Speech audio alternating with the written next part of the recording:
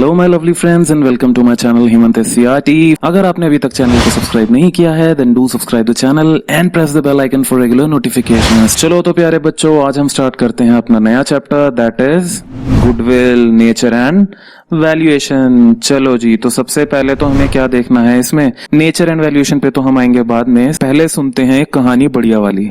ठीक है जी, सुनाओ कहानी। चलो तो जी सुनो कहानी जी। एक होती है चिड़िया, उसका नाम होता है क्या? उसका नाम होता है मोनू चिड़िया। ठीक है। दूसरी चिड़िया भी होती है, उसका नाम क्या होता है? उसका नाम होता है मुनमुन चिड़िया। ठीक है।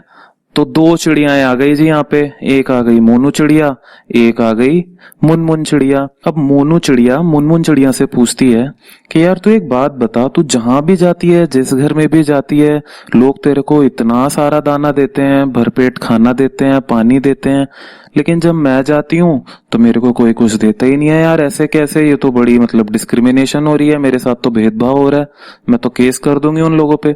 अब मुनमुन कहती है कि भाई क्या करें, वो थोड़ा रौब में बोलती है अपना कॉलर खींचते हुए कि भाई क्या करें, अब इतने सालों से हमने जो नाम कमाया है उसी का सब कुछ ये नतीजा है कि जैसे ही मैं जाती हूँ तो भाई लोग बिल्कुल ऐसे चिल्लाते हैं, मुनमुन इधर आओ, हमने तुम्हारे लिए खाना रखा है। कोई कहता है मुनमुन हमने तुम्हारे लिए जलेबी रखी है, किसी ने रसमलाई, किसी ने क्या, किसी ने क्या, है ना। तो मोनू तो भाई मुंह सड़ा के बिल्कुल ऐसे देखता है चिढ़ते हुए। तो मोनू कहता है यार हद्दी हो गई, मेरे को तो कोई कुछ देता ही नहीं है, सब कुछ तो तुझे ही मिलता रहता है। तो मुनमुन कहती है भाई ऐसा है, इज्जत ना कमानी पड़ती है। ठीक है, इज्जत कोई ऐसे ही नहीं मिल जाती। अब देखो मोनू क्या कह रहा है। मोनू कह रहा है देख ऐसा है, एक बात बता, तूने बहुत इज्जत कमाई है ना, ठीक है, तो तू मुझे ये बता दे तूने कितने में कमाई है, मैं तेरे को उतने पैसे देता हूँ, तू अपनी इज्जत जो है वो क्या कर दे, मुझे दे दे। ठीक है, तू अपनी इज्जत मुझे बेच दे, जो तेरा नाम कमाया हुआ है वो सब कुछ मुझे बेच दे। मतलब यार अच्छे सेंस में मेरे भाई। ठीक है, तो वो अच्छे सेंस में बोलता है कि जो तूने इज्जत कमाई है वो तू मुझे दे दे, मैं खरीद लेता हूँ, तूने भी तो कमाई है ना, तो मेरे को बेच दे वो इज्जत, जितने पैसे लेने हैं मैं दे देता हूँ तेरे को। भाई तूने नाम कमाया है ना, इज्जत कमाई है ना, तूने मान सम्मान कमाया है ना, तो मुझे बेच दे ना, वो सब मेरे को दे दे, फिर सब मेरे को खाना दिया करेंगे। तो मुनमुन ने कहा भैया ऐसे नहीं होता, ठीक है, इज्जत विज्जत ऐसे बेची नहीं जाती पैसों में, ना तो मान सम्मान बेचा जाता, ठीक है भैया, ऐसे ना होता। तो मुनमुन ने उसको ऐसे बोल दिया। अब यार मोनू निकल पड़ा। मोनू ने कहा ऐसा कैसे है यार, ऐसे कैसे नहीं बेची जाती। मोनू निकल पड़ा भाई साहब सर्च करने, वो चला गया पूरी दुनिया का भ्रमण करने। उसने कहा अब तो मैं पता लगा के रहूंगा ऐसे कैसे इज्जत मान सम्मान मान मर्यादा बेची नहीं जा सकती। तो मोनू कहता है यार मुनमुन ने भी तो इज्जत कमाई ही थी, अगर उसने इज्जत कमाई ही थी तो वो मुझे बेच देती, उसने जो मान सम्मान कमाया था वो मुझे बेच देती, अगर वो मुझे बेच देती तो लोग मुझे फिर खाना देते, है ना। तो उसके दिमाग में एक अलग तरह की धारणा बन गई भाई। सही है, एक अलग तरीके का उसका क्या हो गया, एक अलग तरीके की सोच बना ली उसने। तो वो निकला जब पता करने, उसको क्या पता चला कि यार इज्जत मान सम्मान मान मर्यादा ऐसे खरीदी बेची नहीं जाती। ठीक है, कोई पकोड़ा थोड़ी है भाई साहब, इसके लिए आपने 5 रुपए दे दिए और आपने पकोड़ा खरीद लिया। ठीक है, तो मोनू को इतनी बात तो समझ आ गई कि भैया इज्जत मान मर्यादा ये सब क्या है, ये खरीदी बेची तो जाती नहीं है, और ये ना दिखती है ना, ना तो इसको मैं छू सकता हूँ, ये तो भाई आपको बनानी पड़ती है, आपको कमानी पड़ती है। मोनू को ये बात समझ आ गई जब वो निकला बिल्कुल भ्रमण पे, देश विदेश भ्रमण पे, तो उसको इतनी बात तो समझ आ गई। अब उसको दूसरी बात और समझ आ गई। ठीक, तो उसको पहली बात क्या समझ आ गई? पहली बात उसे ये समझ आ गई कि जो भी इज्जत है या क्या है, मान मर्यादा है, ये आप क्या कर सकते हो, इसको पैसों में खरीद या बेच नहीं सकते। ठीक है, इसको आप पैसों में खरीद या बेच नहीं सकते। और दूसरी बात उसे क्या समझ आ गई कि हम इसको छू नहीं सकते, it can not be touched और सीन, ना उसको हम देख सकते हैं ना हम उसे छू सकते हैं। तो भाई साहब इसको इतनी बात समझ आ गई। अब ये जब भाई भ्रमण कर रहा था तो इसको एक बात और समझ आ गई कि ये जो इज्जत मान मर्यादा है ये भाई साहब खरीदी बेची जा सकती है, लेकिन किसके बीच में, इंसानों या चिड़ियाओं के बीच में नहीं भाई साहब, किसके बीच में, कंपनीज के बीच में। ठीक है। और ये जो इज्जत मान मर्यादा नाम ये सब कमाती है एक कंपनी, वो दूसरी कंपनी को बेच सकती है। ठीक है, इतनी बात तो आपको आ गई समझ। अब आ रही है हमारी नेक्स्ट लाइन। हम क्या कहना चाह रहे हैं कि अगर भाई साहब, देखो मोनू को क्या समझ आया, कि अगर भाई साहब एक कंपनी इज्जत कमाती है, मान मर्यादा कमाती है, नाम कमाती है, तो वो कैसे कमाती है? बहुत साल की मेहनत से कमाती है। ठीक है, वो पहले बहुत साल अपना मेहनत करती है तब जाके कमाती है। ठीक है, और जो वो इज्जत मान मर्यादा नाम कमाती है वो बेच सकती है दूसरी कंपनी को। ठीक है, और वो जिस नाम से बेच सकती है उस नाम को क्या बोलते हैं भाई साहब? उस नाम को ही बोला जाता है क्या? गुडविल। गुडविल को ही क्या बोलेंगे हम? मान मर्यादा कह लो, इज्जत कह लो, नाम कमाना कह लो, आप जो मर्जी कह लो। ठीक है, तो ये गुडविल का मतलब क्या हुआ कि भाई साहब किसी कंपनी ने क्या है, अपना नाम कमाया है बहुत सालों में और वो दूसरी कंपनी को बेच रही है, तो वो बेचेगी किस नाम से? गुडविल के नाम से। सही है, इतनी बात समझ आ गई। अब देखो मोनू ने मुनमुन से एक चीज और सीखी, क्या? कि भैया जो इज्जत मान मर्यादा है उसको हम छू नहीं सकते ना तो देख सकते हैं। तो similar is the case with goodwill. Goodwill को ना तो भाई साहब आप देख सकते हो ना छू सकते हो। ठीक ठीक है जी, तो आपको इतनी बात तो अच्छे से समझ आ गई। सही है, चलो जी आगे बढ़ते हैं, अपनी कहानी से निकल के आगे बढ़ते हैं।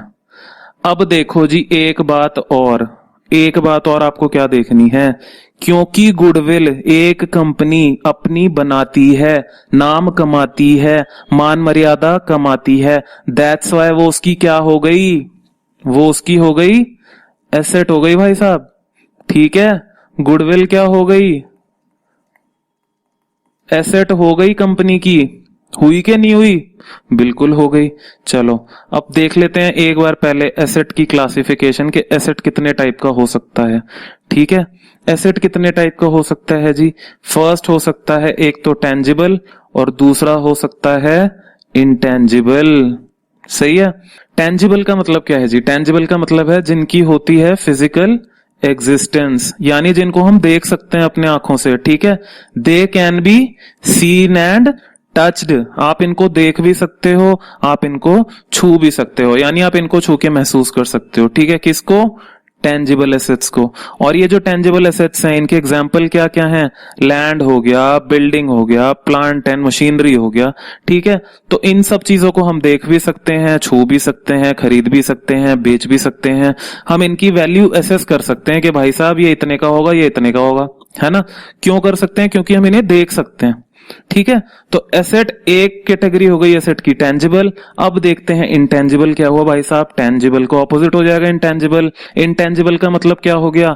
इनकी भाई फिजिकल एग्जिस्टेंस नहीं होती, they don't have any physical existence, ये फिजिकली एग्जिस्ट नहीं करते। जैसा मुनमुन और मोनू के केस में था, तो मोनू को क्या समझ आ गया था भाई साहब? इज्जत मान मर्यादा को ना मैं छू सकता हूं, ना मैं देख सकता हूं, ना मैं इसको खरीद बेच सकता हूं। ठीक है, उसको जो बात समझ आई थी, यानी उसको क्या बात समझ में आ गई थी कि जो मान मर्यादा है, इज्जत है, नाम कमाना है, वो सब क्या है? इंटेंजिबल है, वो फिजिकली एग्जिस्ट नहीं कर सकती। उसको ना तो हम देख सकते हैं ना तो हम छू सकते हैं, इसलिए वो क्या है? इंटेंजिबल एसेट है। ठीक है, इंटेंजिबल एसेट है। इंटेंजिबल एसेट क्यों है? क्योंकि वो एक ऐसी एसेट है मेरी जिसको मैं ना देख सकता हूं ना छू सकता हूं। और एसेट क्यों है? क्योंकि मैंने जो नाम कमाया है इतने सालों की मेहनत करके, उसके बेसिस पे क्या है? मैं अपना आज आराम से बैठ के पैसे कमा रहा हूं, इसलिए वो मेरी एक एसेट है। ठीक है, इसलिए वो मेरी एक एसेट है। अब इंटेंजिबल एसेट की क्या हो सकती हैं एग्जांपल्स? सबसे पहले है गुडविल, फिर है पेटेंट, फिर है ट्रेडमार्क, एटसेट्रा एटसेट्रा और भी हैं, बट हमने यहाँ 3 एग्जांपल देखे। सबसे पहले गुडविल की बात करते हैं। तो गुडविल क्या होता है? गुडविल हमने अभी देखा और बड़ी देसी भाषा में हमने इसका मतलब समझा। भाई जो नाम कमाती है कंपनी इतने सालों की मेहनत से, मान मर्यादा एक सम्मान कमाती है मार्केट में, उसको क्या बोलते हैं? गुडविल है। अगर मैं एग्जाम्पल लूं टाटा का एग्जाम्पल लूं, मैं टाटा का लोगो देख के मैं बता दूंगा ये टाटा का है भाई साहब। मेरे को उसकी जो पूरी जो टाटा ने इतने सालों की मेहनत की है एक लोगों को देख के या एक नाम सुन के हमें उसकी भाई एक इज्जत महसूस होती है ना, तो वो ही उसकी क्या है, गुडविल है। ये गुडविल क्रिएट की है टाटा ने इतने सालों की मेहनत से। मैकडोनल्ड्स है, मैकडोनल्ड्स ने अपनी गुडविल क्रिएट की है इतनी सालों की मेहनत से। स्टारबक्स है, स्टारबक्स ने अपनी एक क्या है, गुडविल क्रिएट की हुई है। उनका एक लोगो चिपका दोगे तो कॉफी बिकनी शुरू हो जाएगी। समझ में आ रही है बात? बिल्कुल समझ में आ रही है। गूगल है, गूगल को देख लो आप। यूट्यूब है, यूट्यूब को देख लो आप। इन सब की क्या है, गुडविल है मार्केट में। अगर मैं एक यूट्यूब का लोगो भी देखूं तो उसी से हमें पता चल जाता है कि यार ये यूट्यूब है। मतलब इतनी बड़ी कंपनी बन चुकी है वो कि देखो एक लोगो से ही उसकी पूरी एक क्या है, मार्केट हमें पता चल जाती है कि कितनी बड़ी मार्केट है। ठीक है, तो ऐसे ही अब पेटेंट्स भी है, इंटेंजिबल एसेट। पेटेंट क्या होता है भाई साहब? सपोज आपने एक ऐसी इन्वेंशन कर दी कि जैसी इन्वेंशन आज तक हुई ही नहीं है। ठीक है, आपने एक ऐसी हार्ड डिस्क बना दी, आपने एक ऐसा कंप्यूटर बना दिया जो आज तक बना ही नहीं है, उड़ने वाला कंप्यूटर बना दिया, तो आप क्या कर दोगे, उसका पेटेंट कर दोगे। क्योंकि आपने नई चीज बनाई है तो आप क्या चाहोगे, कोई और ना बना पाए वैसी सेम चीज, है ना। आपने नई चीज बनाई है, कुछ नई इन्वेंशन करी है, तो उन चीजों के लिए क्या लिया जाता है, पेटेंट लिया जाता है, ताकि कोई दूसरा व्यक्ति या दूसरा कंपनी उस सेम चीज को जैसी चीज मैंने बनाई है वैसी ना बना पाए। ठीक है, तो उसको पेटेंट बोलते हैं। तो आप पेटेंट को भी ना देख सकते हो ना छू सकते हो, इसलिए भी एक इंटेंजिबल एसेट है। ट्रेडमार्क हो गया जी। ट्रेडमार्क क्या होता है, जैसे कंपनी का कोई लोगो हो गया। सपोज कोई सी भी कंपनी ले लो आप, पेप्सी ले लो आप, कोका कोला ले लो आप, वोडाफोन ले लो आप, तो इन सब का क्या है, ये ट्रेडमार्क है जो आपको स्क्रीन पे दिखाई दे रहा है। ठीक है, तो ये जो ट्रेडमार्क है, ये जो लोगो है, इसके पीछे की जो मेहनत है कंपनी की, उन सबको ना हम देख सकते हैं ना छू सकते हैं। भाई ये तो लोगो है, ये तो एक निशान है ना, तो इनको छू नहीं सकते, इसलिए ये क्या हो गई भाई साहब, ये हो गई इंटेंजिबल एसेट। सही है, तो हमने देख लिया एसेट होती है दो तरीके की, टेंजिबल, इंटेंजिबल। बताओ जी, तो जो गुडविल है वो हमारी किस कैटेगरी में आएगी? गुडविल हमारी आएगी इंटेंजिबल एसेट वाली कैटेगरी में, क्योंकि गुडविल को हम ना देख सकते हैं ना छू सकते हैं। चलो जी, इतनी बात तो समझ आ गई। गुडविल एक हमारी क्या है, एसेट है, और इंटेंजिबल है क्योंकि हम इसे देख नहीं सकते, छू नहीं सकते। ठीक है, चलो आगे बढ़ते हैं। अब आगे देखते हैं इसकी ऑफिशियल एक डेफिनेशन जो हमारी बुक में AS 26 देता है। ठीक, अब AS 26 क्या है भाई साहब, क्या है ये AS? सुना है कभी AS का नाम? AS होता है अकाउंटिंग स्टैंडर्ड। ठीक है, अकाउंटिंग स्टैंडर्ड 26 ये क्या बताता है, ये बताता है कि आपको गुडविल की ट्रीटमेंट अकाउंट में कैसे करनी है। अभी अकाउंटिंग स्टैंडर्ड्स कहां से आ गए, ये बनाए हैं हमारे ICAI यानी institute of chartered accountants of India ने। ठीक है, ये क्यों बनाए जाते हैं, ये इसलिए बनाए जाते हैं ताकि भाई कंसिस्टेंसी रहे पूरी इंडिया में या पूरे वर्ल्ड में। अब तो इंडियस आ चुके हैं, ठीक है, IFRS आ चुके हैं, तो इनका पर्पस क्या होता है मेन, कि भाई एक ऐसा तरीका हम अकाउंट्स में अडॉप्ट करें ताकि हर जगह कंसिस्टेंसी रहे, एक ही तरीका अडॉप्ट हो। ठीक है, ऐसा ना हो कि एक कंपनी गुडविल को कुछ मान रही है, एक कंपनी गुडविल को किसी और नाम से बुला रही है, एक कंपनी लल्ला बुला रही है, एक कंपनी मुन्ना बुला रही है, एक कंपनी लाल बुला रही है, ऐसा थोड़ी चलेगा। तो AS 26 ने क्या बोल दिया कि भैया फिक्स चीजें हैं, ठीक है, फिक्स रूल्स हैं इसको ट्रीट करने के, वो ही आपको फॉलो करने हैं अपने कंपनी में। ठीक है, अकाउंटिंग पर्पसेस के लिए। और ये किसने बताया, institute of chartered accountants of India. ठीक है, होपफुली आप 12th के बाद अगर चार्टर्ड अकाउंटेंट बनने के लिए अप्लाई करेंगे तो आपको ICAI की पूरी कहानी पता चलेगी, तो आपको पता चलेगा कि ये क्या है, अकाउंटेंट्स का भैया मंदिर है, मत्था टेको यहाँ पे। ठीक है, तो मत्था टेकेंगे आप जरूर यहाँ पे।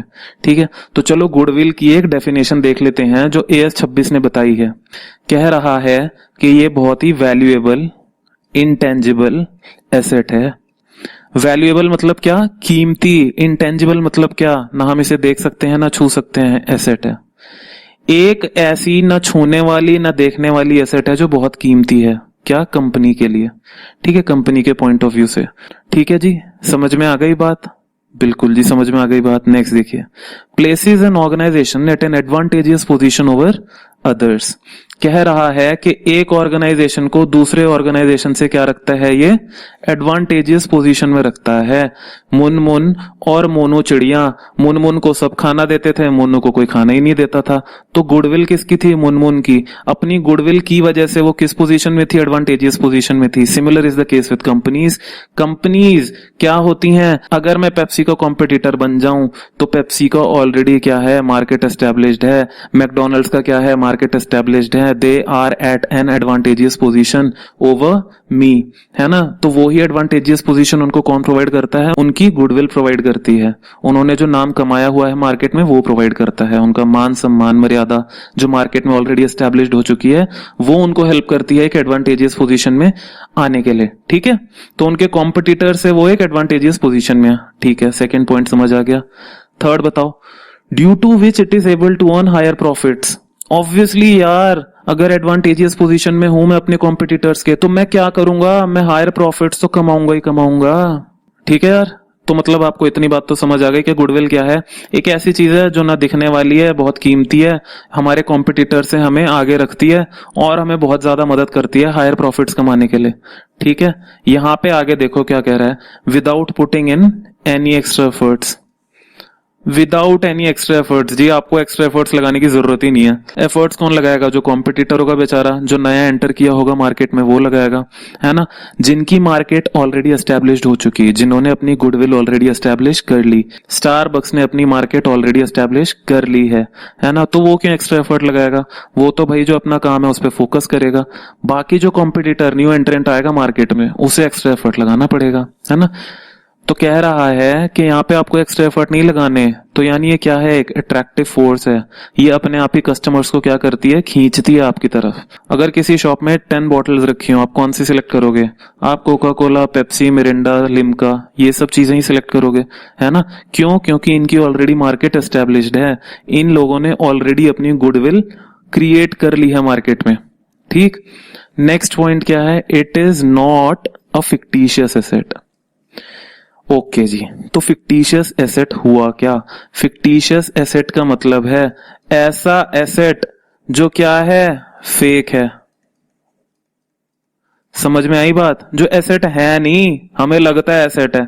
क्यों लगता है, देखो एक हमारा गोल्डन रूल होता है, debit all expenses and losses. हम एक्सपेंसेस को और लॉसेस को क्या करते हैं, डेबिट करते हैं। इतनी बात तो आपको समझ आ रही है ना। हम एक्सपेंसेस को और लॉसेस को क्या करते हैं, डेबिट करते हैं। अब अगर एक्सपेंसेस और लॉसेस को मैं डेबिट कर रहा हूं, किसी केस में ये भी हो सकता है कि ये मुझे एसेट लगने लगे, तो वो केस कौन से हो सकते हैं, वो केस होते हैं आपके प्रिलिमिनरी एक्सपेंसेस। आपकी कंपनी स्टार्ट हुई भी नहीं है, उससे पहले के एक्सपेंसेस, प्रिलिमिनरी एक्सपेंसेस, है ना। प्रमोशनल एक्सपेंसेस, जो आप प्रमोट करने में लगा रहे हो अपने बिजनेस के खर्चा, वो वाले खर्चे, इन जैसे खर्चों को बोला जाता है फिक्टिशियस एसेट। क्यों बोला जाता है फिक्टिशियस एसेट, क्योंकि यार ये एसेट होते नहीं है रियल में, है ना, बट इनको फिक्टिशियस एसेट माना जाता है, फेक एसेट माना जाता है अकाउंट्स में।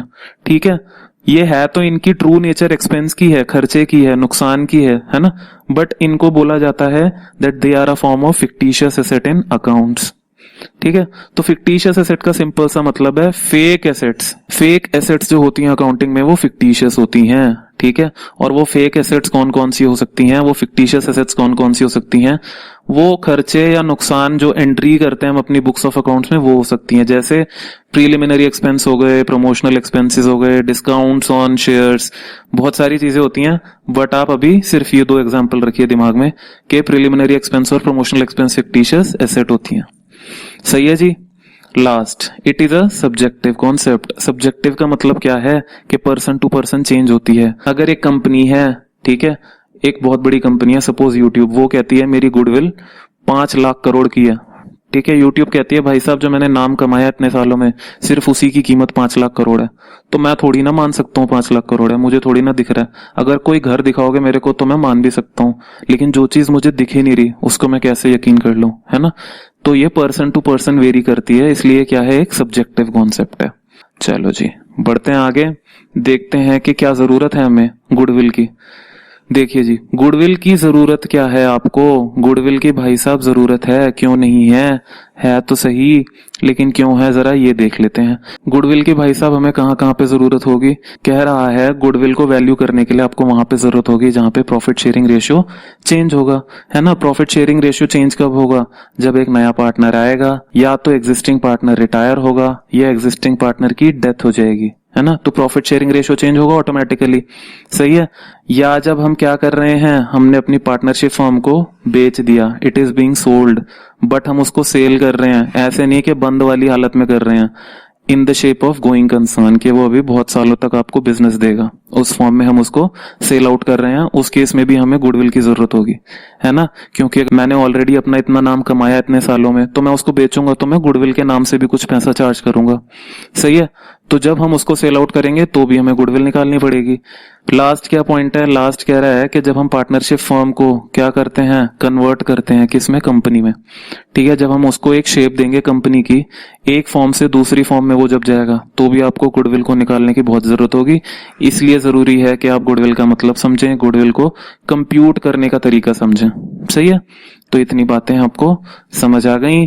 बढ़ते हैं नेक्स्ट चीज की तरफ, जो कह रहा है factors affecting value of goodwill, कि भाई ऐसे कौन कौन से फैक्टर्स हो सकते हैं जो एक गुडविल की वैल्यू को अफेक्ट करेंगे। सबसे पहला कह रहा है मैनेजमेंट। भाई साहब मैनेजमेंट तो बहुत जरूरी है, बिना मैनेजमेंट के काम होगा कहाँ? अगर आपका मैनेजमेंट बहुत एक्सपीरियंस्ड है, अगर यूट्यूब का मैनेजमेंट बहुत ज्यादा एक्सपीरियंस्ड है, अगर स्टारबक्स का मैनेजमेंट बहुत ज्यादा एक्सपीरियंस्ड है, भाई साहब मतलब आपके पास ऐसी वर्कफोर्स है जो किसी और के पास है ही नहीं। तो उनकी मेहनत, उनकी स्किल्स, उनका एक्सपीरियंस क्या करता है? गुडविल की वैल्यू में ऐड ऑन करता है, ठीक है।